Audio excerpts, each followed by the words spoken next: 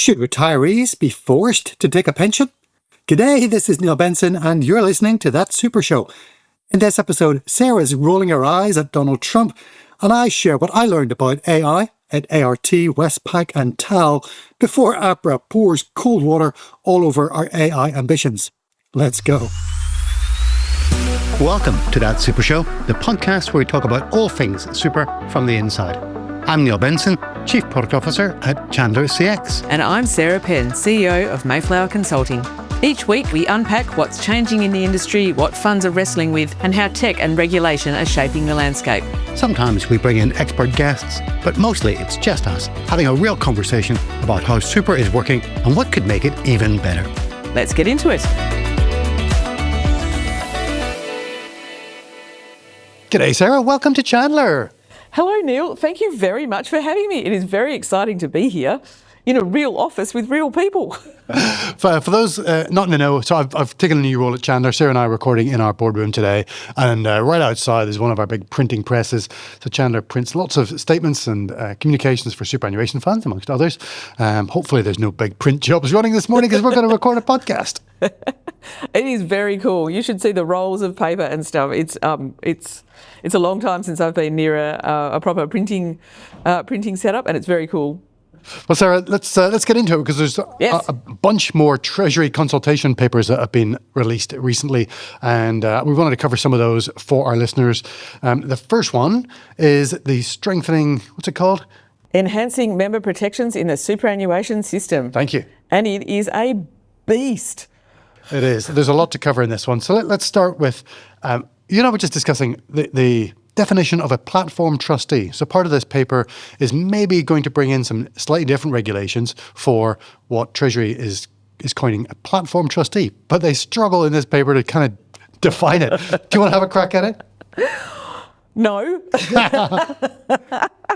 So look, this is such a double-edged sword. Like on the one hand, having worked in platforms for most of my career, it is endlessly frustrating when you run a platform that APRA and ASIC and everyone else don't seem to understand that it doesn't work quite the same way as an industry super fund.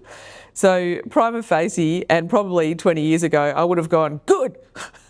Now, however, having seen what happens when things are carved out, whether industry funds are basically carved out from having to comply with all these additional things, is generally speaking, arbitrage and bad behaviour is exactly what happens next. Yes. Be very careful what you wish for. And defining what a platform is. I think it's the messy middle that's the problem, right? Because at one end, if you look at Hub, Netwealth, Macquarie, they have thousands of investment options. Yep, definitely a platform. If we look at the far other end and we look at Commonwealth Supercorp, they have 4 investment options. Definitely not a platform. But it's when you come into the middle, like at what point, how many options do you have to have for it to be a platform? And there's a thing in here around, they were sort of saying, it depends if they're trustee options or if they're sort of independent Third-party options, yeah. Third-party options.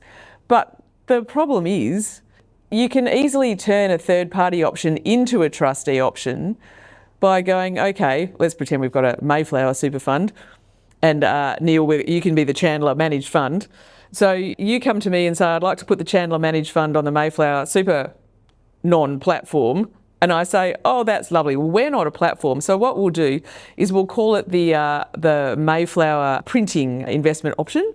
Not only will the normal fee, which would be 70 bips, but we're going to keep charging the members 70 bits, but I'm going to keep 5 of them. Yeah. Yeah, there's all sorts of shenanigans that can go on. I love the histogram in the paper of the number of options by superfund. Yeah. And Primeum has got over 9,000 options, and none of the industry funds have got anywhere close to 1,000. No. I think, the funny thing too is I'm pretty sure the way Praemium is showing as 9,000 investment options would be the huge number of managed accounts they've got. But a managed account is a collection of other investment options. So if you actually look at the raw number of investment options, it's probably nothing like that. It'll be much more like the Netwealth. Yeah, so very messy trying to define a platform trustee and then bring out some different regulations or alternative regulations. And then what are you going to do with that? And the question is, what are you going to do with the regs after that? Yeah, we'll see where that one goes. Number 2 in this paper is to increase the penalties under the SIS Act that apply for bad behaviour. We've seen lots of penalties waved around last year against super funds for providing poor service and having duplicate accounts and things. My belief at the end of the day, especially for profit for member funds, is that the members end up paying those fines. Yep. So you're just taking money out of the members' pockets. Nobody learns a lesson at all. It's different when it's shareholder funds that you're penalising, but we're dealing with a very broad sector here where there's a lot of profit from member funds, and the penalties just seem perverse. Well, and also even when the penalties do get seemingly enormous, if you do look at Macquarie and the Shield First Guardian, Macquarie just coughed up the 200 million or whatever it was, but then their profit last year was 7, 8, 9 billion or something. It's not enough. It's not material. It's not material. It's not enough to change behaviour. And again, it's not coming out of any particular person's back pocket to make them think twice about what they're doing. Also, if you really get into bad behaviour, it becomes an arbitrage thing. It becomes a cost of doing business, which is just not good. No. So not down with that one. Okay. Move on. What else have we got? So strike 1, strike 2. Number 3, Sarah, I know how you feel about this one. Introducing waiting periods for interfund superannuation switches. So today I can switch from a APRA regulated fund into an SMSF. It takes a few days. Yeah. It's largely unregulated. There's a little bit of checking to make sure bank accounts and things are valid, but there's not a lot of regulation in that switch. What's Treasury proposing? They want to make it a bit longer. I know SMC has been pushing for 5 days, and I've heard ASFA also speak positively about the 5-day waiting period. But the thing is, team, what is the difference? How is that going to slow someone down from making a bad decision? And even if it was, I don't know, let's go nuts. Let's say 3 months. Let's say once you put it in, you have to wait 3 months before you can switch your super fund. First of all you're doing is pissing people off. And secondly, it actually plays into the crook sort of approach, because part of the thing with Shield and First Guardian, part of their sales pitch was every day that your money is sitting around in an industry super fund, it's losing hundreds of thousands of dollars. And so if you say that the waiting period is going to be some large amount of time, it actually just makes it even easier for them to sell how much these funds are just looking after their own best interests and are not interested in what you want, and they're only keeping the money for themselves. So I don't think changing waiting periods will make any bloody difference at all. And similarly, the fee deductions for switching related financial advice, I think, again, is stupid too, because it's anti-competitive actually. And it's just making a whole lot of good financial advisors who are trying to do the right things and put their client in the right fund for that client, making their own lives hard. So no. I'm a big fan of waiting periods, actually, Sarah, when it comes to firearms licensing and purchase of firearms, but not for superannuation switching. No, I mean, you could say the same about switching bank accounts or anything. Like, why put grit in the system when 99.9% of the time it's perfectly reasonable and honest business? No, not a big fan of the waiting periods for superannuation switches. The fee deductions, I can see what they're trying to do there, but again, it seems a perfectly valid way to pay for the financial advice you're receiving when a financial advisor has found a more appropriate superannuation fund for you, that they can deduct those fees from your super account. Yes, I do. I have to say, it's interesting. It was many years ago, actually, that was the first time that I saw drafts of legislation being changed considerably between drafts and things, and actually being inside a large organisation and knowing what lobbying and stuff was going on, to understand how much pressure there is on the government from all the various interested parties to get what they want out of legislation. And I have to say, I can see SMC's sticky fingers all over this one, especially the waiting period. It just doesn't, I cannot see how it makes any difference. It protects large super funds more than it protects their members. Yeah, that's exactly right. Yeah. Yep. And when you're managing billions and hundreds of billions of dollars, keeping hold of members' money for a couple of extra days actually could make a significant difference to the bottom line.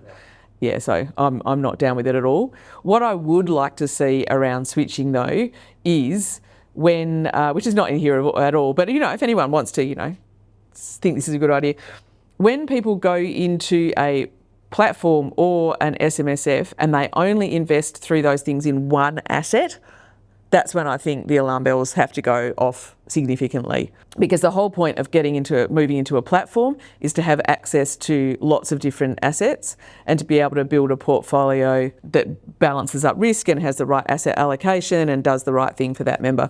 If all the money is just in one fund, one investment option, then I think you have to raise your eyebrows and ask why. Yep. And I do know, speaking personally, a friend of mine saw a financial advisor who put all her money into a retail fund to put it into a single Vanguard option, which is also available directly via Vanguard Super. That was the only option that they were put into. And when I heard about this and went nuts, as you can imagine, I said to her, go back into the advisor and say, why didn't you just put me straight into Vanguard? And he said, I can't collect my advisor fees through Vanguard, so he didn't want to use it. Yeah, well, what's happening for advisors acting with fiduciary duty for them? Yeah, well, that one certainly looking wasn't. after clients' interests. And he was not an independent financial advisor either. So part 3 of this set of reforms is compensation for members, and I think it does address those kinds of things. So it proposes to put more obligations on platform trustees to compensate members when those members get themselves in trouble. I'm in two minds about this.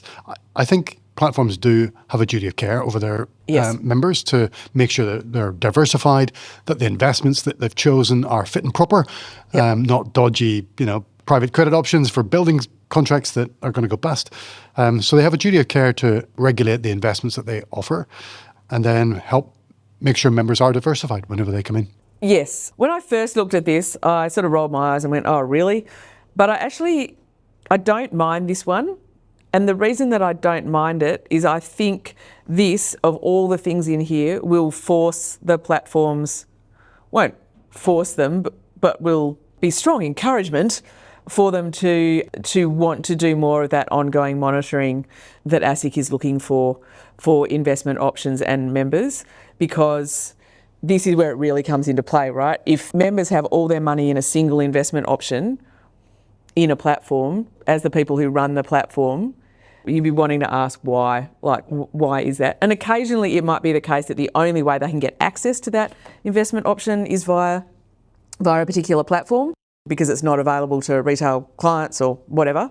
But it's still worth asking the question, I think. And so I think having this there would help encourage the good behaviour that frankly probably a lot of people who work at the platforms would like to see more of, and it'll help make that sort of internal business case easier to put good governance around what's happening. What do you think is a reasonable step? Do you think that they should limit the percentage of your portfolio you can invest in a single option? Or is it, if a member has chosen 100% of their super to be invested in one option, you make contact with the member, you warn them of the risk, and the member has to acknowledge that they've received that warning, and is that sufficient? Or what kind of middle ground are we going to settle on here? I think what I would like is for the platform to not ask the member, because the member will have been sold the investment option and will probably believe it's great regardless. I would like the platform to go and look at that investment option, because that was actually one of the big issues with Shield First Guardian, is it was kind of flogged as a enhanced cash option. And so the platforms all do have what they call trustee limits around things, but it's all based on the risk of the particular investment option. So there's things like you can't have more than 20% in a high risk investment, but this thing was sort of touted as being pretty similar to a term deposit, really. And because it was listed as sort of a cash-like option, the standard rules around how much money you could have in it would have said you could have most or if not all of your money in it, because it's a very low risk option. So that idea of trustee limits on different things doesn't really help your cause. So for me, it's more about going and looking under the hood. And the other thing, which I think, I can't remember if we discussed previously or not, what happens with a platform, generally speaking, is if there's a new managed fund and the money is piling into that managed fund, typical behaviour, especially in the old days, certainly when I was working at a platform, would have been to take those fund managers out for lunch. Go, well done, guys, this is amazing. Which, if they're good fund managers doing a great job, is all good. But when they're crooks, seeing money piling in. So I think the thing is, when platforms in future, which I'm sure they will all be I'm sure they're all already doing, right? But when you see tons of money piling into one investment option, From a very small number of advisors. a small number of advisors is always another. But the thing is, that's normally what happens anyway. Like if there's a new fund that's so hot right now, there will only often be a small number of advisors selling that fund anyway. Yep. So, yeah, it's a bit hard to tell. But just the ratios as well of advisor to number of clients, because the average advisor can only see 100 to 150 clients. So if one advisor's suddenly seen 6,000 clients, you'd be asking questions. Yeah. I hope. In future, I'm sure they will. So we're broadly supportive of the fifth set of proposals in the paper, but the rest of them are a bit overreach, I think. And just a bit of an overreaction. I can understand the government has to be seen to do something, and I think it's just a bit of a knee-jerk. And I think they've deferred DBFO Tranche 2 while they bring in this new set of enhancements, and I think they're going to end up doing more harm than good.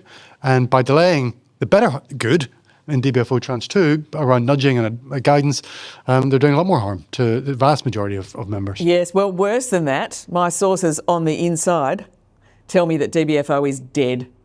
Are you kidding? Yeah. Wow. Yeah. Which is just so disappointing, because that nudging legislation is the thing that the funds need to be able to talk to their members about all the stuff that every second finfluencer is out there bloody spruiking. Yeah. And the whole, we've discussed retirement income solutions and the guidance that's required to choose the most appropriate retirement option or set of options.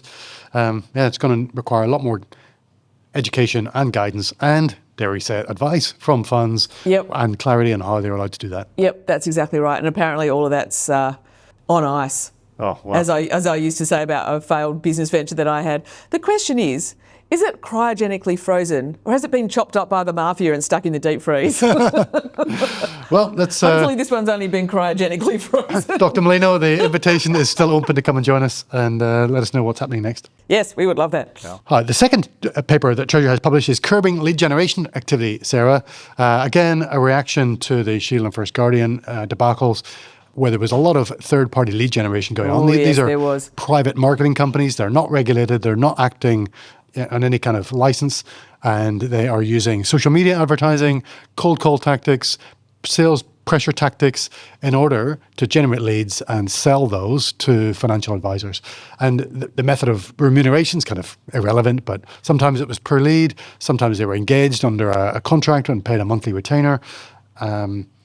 And Treasury is seeking to severely limit that kind of lead generation activity, which I think we're all broadly supportive of. Oh, yeah. The difficulty is, as a financial advisor, and a lot of them are relatively small businesses with, less than a dozen people, they need to do business development activity, and they deserve the right to market to their target audience and generate leads. How do we allow them to do that sensibly within the regulations without overstepping the mark? That's what I guess Treasury is trying to thread the needle on that one. Yes. So my view on this is, if you are flogging financial products, or if you're involved in the chain of flogging financial products, you need to be licensed. With a AFSL? Oh, yeah. Yep. The whole kit and caboodle. That makes life a bit difficult, and it's going to put a whole lot of marketing companies out of business, but I don't really care. If you're building websites for superannuation funds or banks, do you need an AFSL? Let's say you hire Mayflower Consulting, who doesn't have an AFSL, and we build your very nice looking website, and the website is a super comparator. I think if you're just building the machinery, if Mayflower just built it and then we handed the whole thing over to someone for them to launch and run, I think that's absolutely fine, because we're just building the mechanics. We're not driving the car. But I think if you paid Mayflower to run the lead generation website, then I think Mayflower has to be licensed. Yeah, okay. Because part of what has allowed all this to happen is people at the front of the chain, the marketing companies, have been able to sort of do the whole, nothing to see here, it's nothing to do with us, we're just a marketing company, we just collect leads and pass them on. What happens after that? Oh, well, goodness me, I'm sure they're very nice people. And it's just bullshit, right? Because you know that they're getting paid handsomely. Yeah. Yeah. So a broad set of reforms in this paper. I'll go through them here quickly. Enhance the accountability of conduct for lead generation activities, which I think we just talked about. Yep. Extending the anti-hawking requirements, which is around enhancing the conditions for consent and limit the exemption for financial advice. Then targeting those remuneration structures that may incentivize poor conduct. Yeah. And finally, target advertisements for earlier intervention. So things like having FSL numbers displayed on superannuation advertisements, and expand ASIC's stop order powers to take down financial advertisements that may overstep the mark. So, Yes. what do we think? Broadly in support of this paper? Yeah, I am. Well, this is part of the thing, right? So ASIC can only, for the most part, when people breach their licence conditions, if they don't have a licence, it all gets very bloody complicated, right? Yeah. So I think if you're involved in generating leads to flog financial products, you should have or be operating under a financial services licence. Even if that means that you're a corporate authorised rep of the company whose stuff you're flogging, but even as a CAR, you're still caught by the regime, and that then means that ASIC doesn't have to have the stop order stuff extended, I wouldn't think, because under the current regime, they're then able to just go and say, you're operating under an AFSL, you need to stop right now. Yep. And I think that would be great, because I think early intervention, and look, I get it that it probably means that ASIC will go and stop some super ads that probably didn't need to be stopped because they're from real companies, but they've, proper super funds that have somehow got sailed a bit close to the wind. And I accept that a few of those will probably happen, but I think the harm that can be done through the Shield Guardian sort of approach is so massive that the rest of us just have to put up with it. Yeah, I have visions of Wolf of Wall Street, those high-pressure boiler room telephone salespeople. Well, that is what Shield and First Guardian, that is exactly what they did. Yep. So let's put a stop to that. I think we like the options presented in this paper by Treasury. They seem very targeted, and the potential for unintended consequences seems much lower than the first paper. Yes. I think if you're a financial advisor, who's done all the financial degrees and financial everything else, then it's perfectly acceptable for you then to get on social media or Facebook or your own website or run webinars or whatever you want to do to generate leads for your own business. Yep. And you've got your FSL, you know what the regulations are.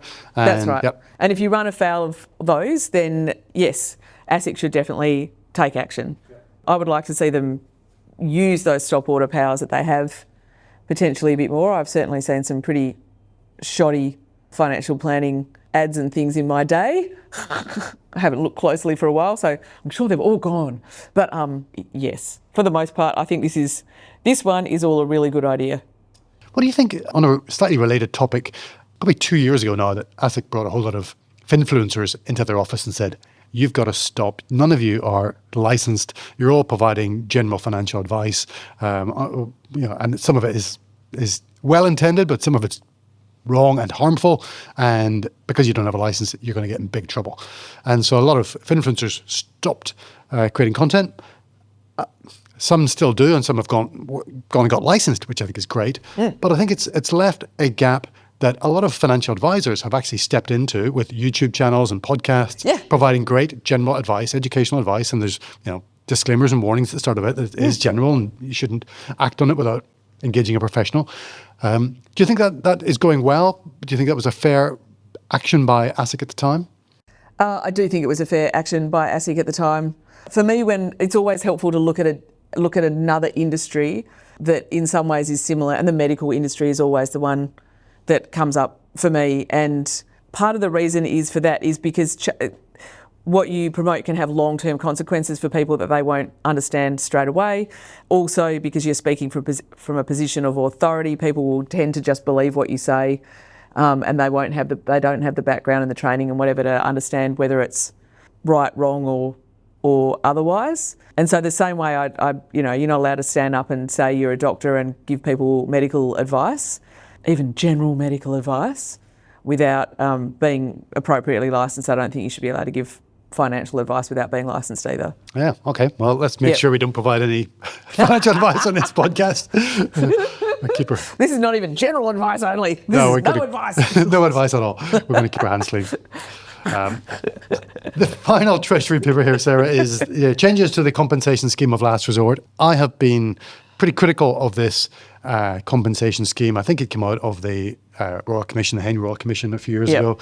My big bugbear with it is that it seems like financial advisors are having to cough up an awful lot for this. And so this paper aims to address some of the balance of who's responsible for contributing to the levy. There are some good options in here. Let's go through some of these. Okay. One thing that we notice is recent claims against the CSLR have over 90% of them have been from SMSFs. Yes. Some of whom are advised, but a lot are not. And I believe that if you run an SMSF, that you should pay a levy, should pay a small fee, whether it's at the beneficiary or trustee level, or whether it's just the SMSF for the trust itself. But there should be a small levy. And then that's one of the options in this paper. A second option there related to that one is the levy would be optional, but you can't claim against the CSLR unless you paid the levy. So it's an opt-in insurance scheme, which I'm in favour of as well. What do you think of this changes to the CSLR, Sarah? I don't think opt-in's a good idea because everyone thinks they're smart enough not to get caught out, and then a lot of people still did. I do think that there should be a levy on all SMSFs if we're going to have a CSLR. I actually think having a CSLR is absolute bullshit. Again, looking in medical, there's no equivalent. Like we're up here in Brisbane, sunny Brisbane. It's very nice weather up here. But there's been some terrible floods and things, and the government has, in dire cases, stepped in to support. And I think that's part of what we in Australia, because we are a little bit socialist, what we do expect the government to do is to step in and sort those things out when they, very rare, but occasionally do happen. So I think actually having a CSLR and somehow thinking that having an extra fee that all the participants in the industry have to pay, which then just leads to infighting about which participants should pay, which is exactly where we're at, I think is just stupid. However, here we are. One can't reimagine the universe, much as one likes to occasionally. So given that we do have a CSLR and it's certainly not going away, I do think that SMSFs should absolutely be paying to be part of it. And again, this comes back to that, what we were just talking before about this, when you've got people who are doing lead generation but don't have an AFSL, they're completely exempt from any mess they might cause, right? That's right, they can just walk away. They just don't have to, I'm terribly sorry that didn't work out for you. Imagine, who would have thought? So I think that everybody who has an AFSL should be contributing some way. Then that does include, I know SMSFs don't have an AFSL, but I think SMSFs should as well. I would like to see it be more evenly distributed though, maybe. Maybe it's some kind of like sort of profit tax or income tax or something. Because what ends up happening is, like with at the moment, the money that financial advisors have to pay to operate, because they have to be part of the CSLR, is enormous. It's huge, yeah. It's tens of thousands of dollars per advisor per year. Yeah. Yep. Like, what? I can't imagine. Like in my business, we turn over just under 2 mil a year. Our total insurance costs are up to about 14 grand a year, right? If I had to pay another $30,000 on top of that, what the hell, man? Yeah, and so I got financial advice last year. Yeah. From a great financial advisor. His fee included his cost of doing business, which includes his levy, and the fee they passed on to me includes that. Yeah. And it was very sensible advice. I'm still in my industry fund. He recommends industry funds generally. Yeah. And I'm no danger of ever claiming from the CSLR yet. My financial advice fee includes his cost of doing business and the cost of the levy. So I think targeting it at the recipients of the riskier advice, which would include SMSFs, is much better, especially if they're 90% of claimants are SMSFs. To me, it's a little bit like the compulsory third-party insurance program for driving. Right? Yes, exactly. You don't need to pay CTP unless you have a vehicle. Yeah. If you have a vehicle, then you pay CTP, and it's just to protect third parties. So it's a little bit like that. The people who benefit from it, like the drivers or the SMSFs, should have to pay the levy. Yeah, I totally agree. I mean, I think the thing is, the reason for me why the whole thing's gotten a bit ludicrous is in Australia, every adult just about has superannuation. There's a few who don't for various reasons, but nearly everybody does. So nearly everybody is a participant in this system already. Yep. So, yeah, I'd rather maybe the future fund could put money aside for this or something rather than... And then you end up as a result, this paper is 65, well, it's probably even longer than that, Appendix D, is 67 pages long. And this is just a consultation paper to decide who's going to pay what bit of money for this stupid thing. Like, the amount of money that goes into managing the bloody consultation paper and all the process and the infighting and everything off the back of it. Yep. And it'd be better if the government just put all that aside to pay if something goes horribly wrong. Yeah, and the cost of running the scheme and processing it and collecting all the levies and paying them all out. You'd be better just have Treasury do it. Yeah. Have some kind of government backstop. Yeah, exactly. In the event of... For the very, very occasional time that they need it. Okay, well, we solved lots of things there. So we fixed everything, Neil. That's very good. So if you are working in the superannuation sector and you've got a policy team or an advocacy team, I'm sure you're all over this. Yes. You do have a few weeks to respond to Treasury with all your good ideas.